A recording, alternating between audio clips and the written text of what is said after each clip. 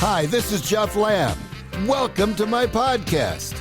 It's called Losing My Mind. See, I've had this really interesting life so far. I've done things that I couldn't even dream of when I was a kid, dreaming of what my life might be. Well, I figured I'd better start putting some of these stories down somewhere before I really do lose my mind. These won't be in any particular order, and they're mostly for me, so I don't forget. But you're more than welcome to listen in. Welcome to podcast number 11. Now, I mentioned in the last podcast that I was in Peoria, Illinois for a couple of years. One of the cool things I really enjoyed when I was in Peoria was a lifelong dream had kind of become realized. My ex-wife was working for a company that owned several Papa John's restaurants and a few other restaurants. And she was the director of marketing for them. Well, they had some kind of a getaway meeting thing, and we all went to the airport and got on their Beechcraft 6-passenger or 12-passenger aircraft. And I was sitting next to the pilot in the co-pilot's seat. And we took off, and he said, "Do you want to fly?" I went, "Yeah." "Really?" He said, "Sure."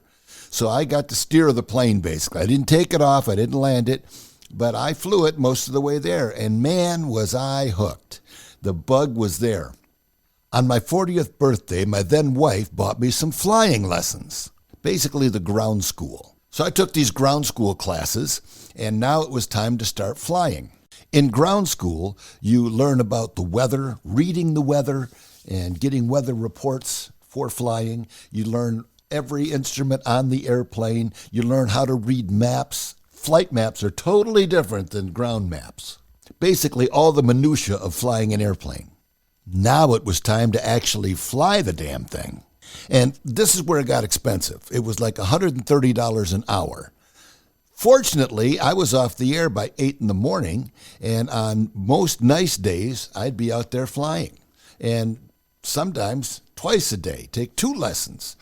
And the idea is you got to get at least 40 hours in before you can get your license. Well, I went flying with an instructor named Larry. Larry was a great guy, very patient, very calm, and he had me taking the plane off the first time we went out and landing it with his supervision coming in. Well, eventually he mentioned that he thought I had soft hands. No, it's not what you think. He meant that I landed the plane very softly. It didn't bounce much. Now I've got a few more than 40 hours in.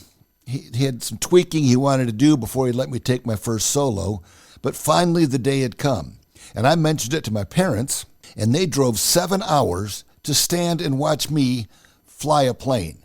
Well, from the ground, you don't get to see much. However, what we did, I'd come in and we'd do touch and goes, where you just touch down and take off again. You touch down and take off again. After about the 4th or 5th one of these, I wasn't feeling real optimistic that this was going to be the day, and I felt bad for my parents. But finally, he said, "Keep it on the ground this time and drop me off at the gate." I said, "Okay." This was it. It was going to happen. My first solo. I dropped Larry off, and he said, "Okay, give me 4 touch and goes and keep her on the ground on the 4th one." So I did. I took off. I did 4 touch and goes, and on the 4th one, I brought it in, landed it, parked it where we parked the planes, got out of the plane, and my dad came running up to me and gave me a great big hug. Man, was I proud that day. And I think he was too. So now I'm a pilot, and I'm flying different places, just cruising around Peoria and landing. And I took my first road trip, basically, where I flew to Flint.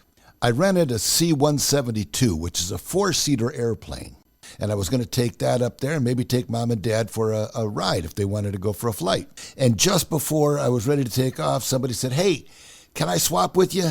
I've got these people here. Can I swap the 172 for the 152? I said, "Sure." So I've got the 152 now, which is a smaller plane. It doesn't hold as much gas. All the calculations are different. I had done all the calculations for the C-172. Well, I took off, and I'm flying to Flint. It was really a wonderful flight. I flew over part of Chicago. I flew over part of Lake Michigan, the southern Lake Michigan, over Grand Rapids, Michigan. And now I look ahead, and there's this big, dark cloud in front of me. Well, I'm rated VFR, visual flight, not IFR for instruments. And when you're not IFR, you can't fly in a storm. So I'm thinking I'm either going to have to turn around or land this thing someplace. I got on the radio and I talked to Lansing Tower. I said, can you vector me around this? And they said, yep. They told me to head northeast. So I headed northeast, and then they said, okay, now you can turn to the east.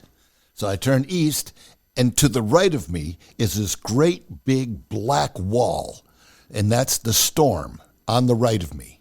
And it's blacker than pitch. You can see lightning in it. It's really just frightening as heck.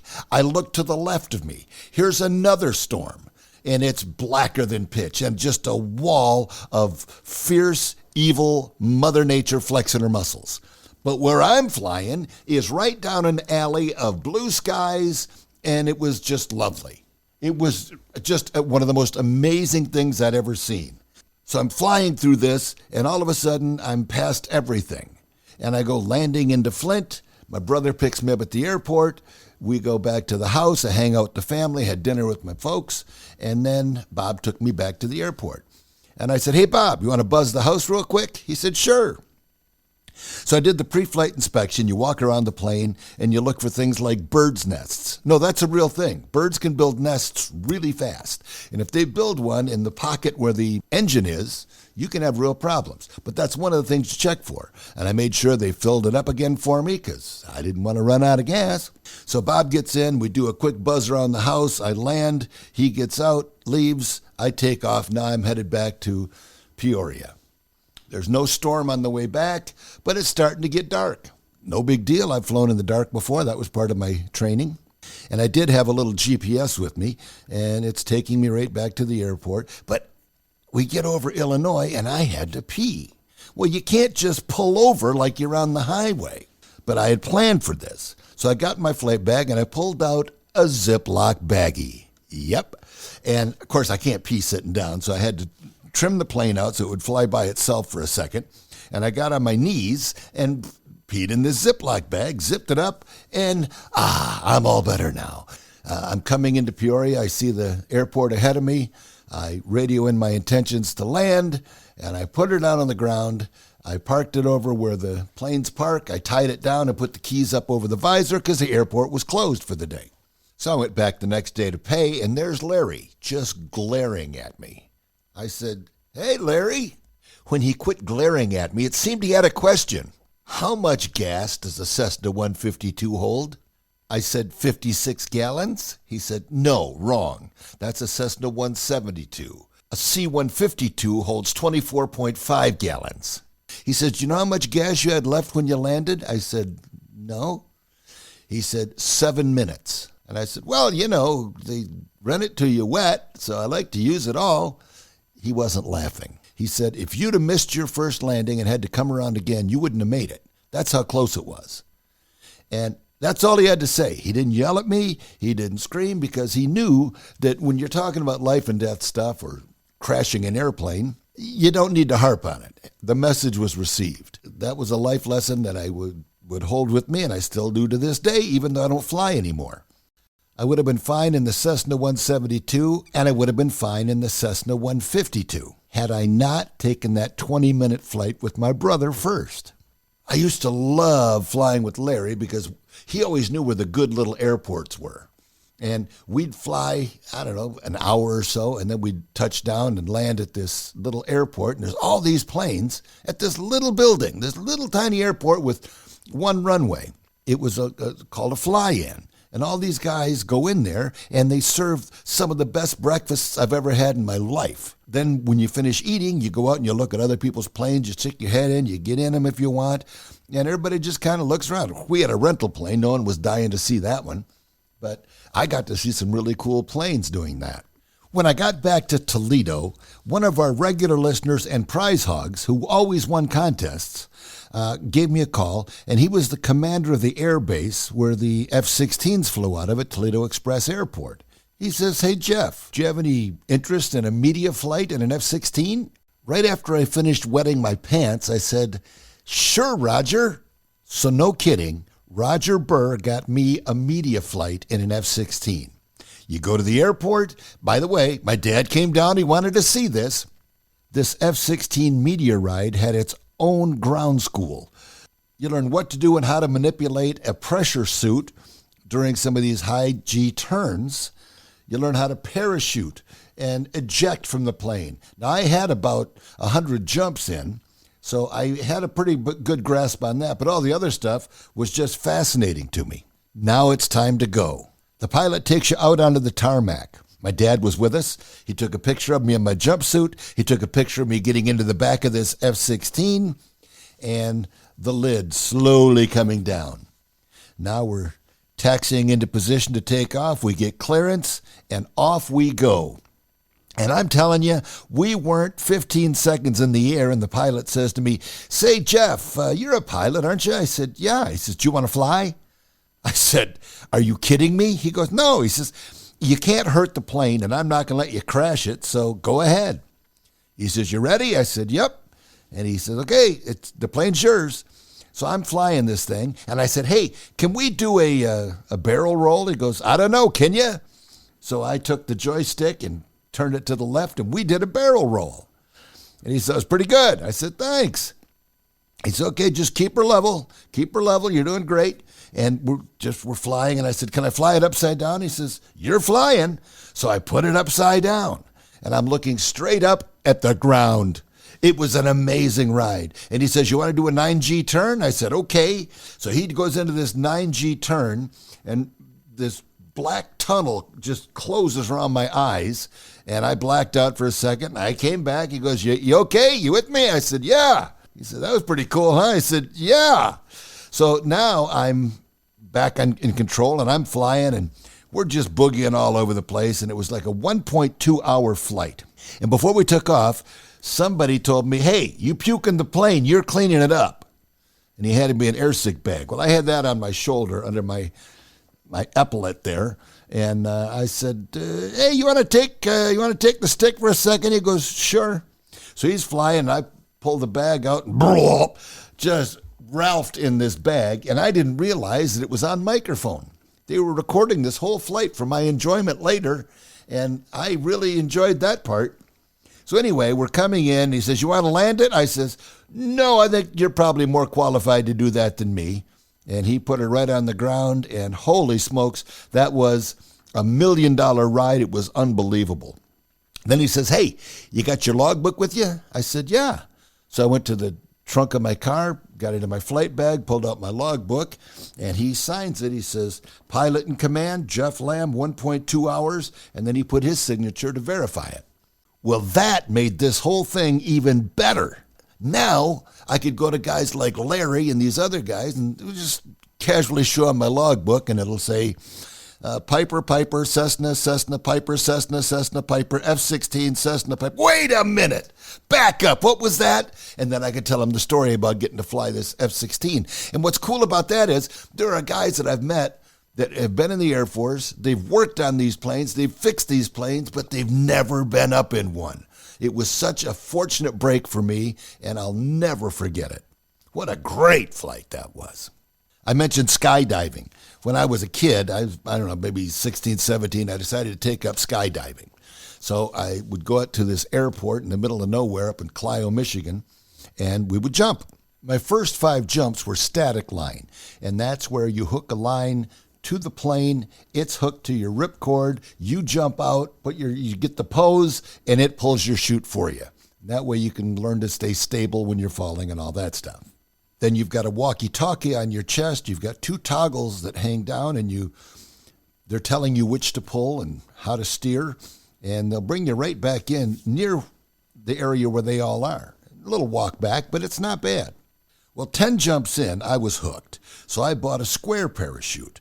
They're called square, but they're really rectangle.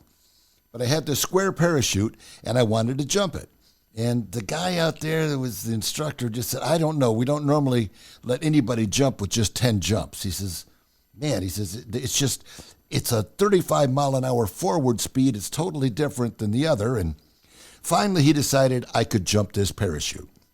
But he said, "I want you to come in, and instead of trying to do a stand-up landing, just slide on your butt."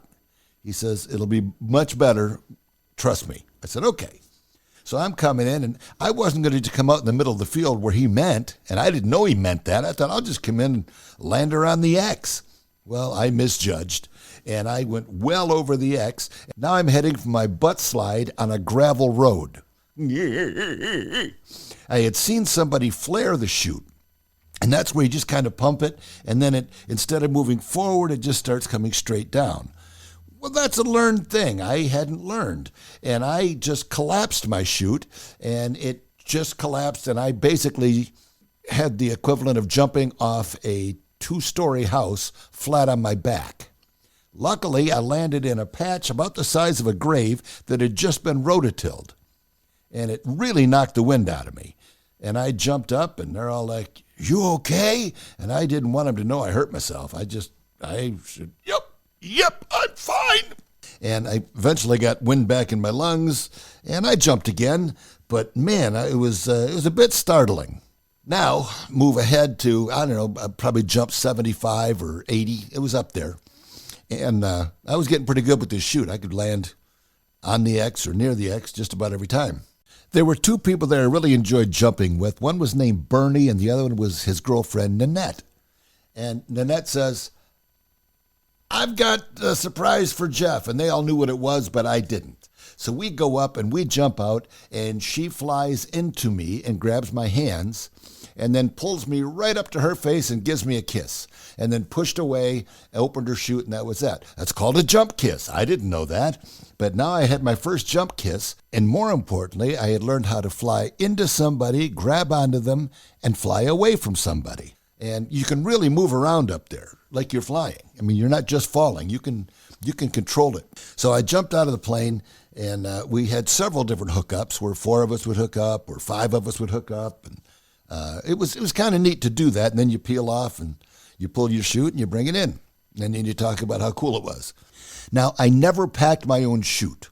I watched and I saw all the intricacies of packing a chute, but I didn't trust myself yet.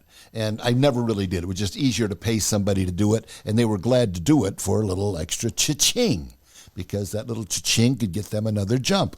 It takes about 45 minutes to take 4 people up to 5 or 10,000 feet, have them jump out, and then for the plane to come down again and be ready to go. So there's quite a wait between jumps, and you don't want to wait that long when you're jumping. You just want to go, go, go. Somebody said, "Hey, we've got an opening. Anybody want to go?" "Hey, we've got an opening. Anybody want to go?" I said, "Sure." Well, I had seen a rag pack done before, and that's where you just kind of wad your chute up, carefully stuff it in your harness, and hook your ripcord up and go. So that's what I did. I would later find out I did it wrong. We get up to 10,000 feet, we jump out, and we had predetermined that we were going to do an arrowhead, and that's basically where I'm in the front, and we're going face down to the ground at 200 miles an hour, and I've got a person on the left of me hanging onto one pant leg and someone on the right of me hanging onto my other pant leg, and we are face down boogieing like an arrowhead at 200 miles an hour.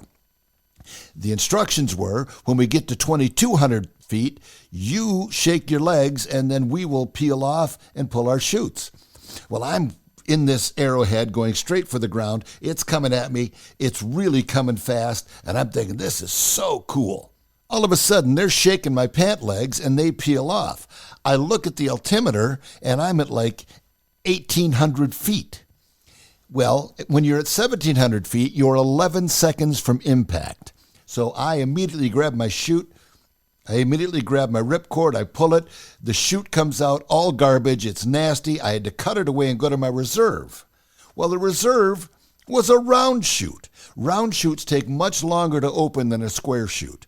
So I'm looking down, I'm looking up, I'm looking down, I'm looking up. Finally, it opens up, and I was under canopy for about 6 seconds before I touched the ground.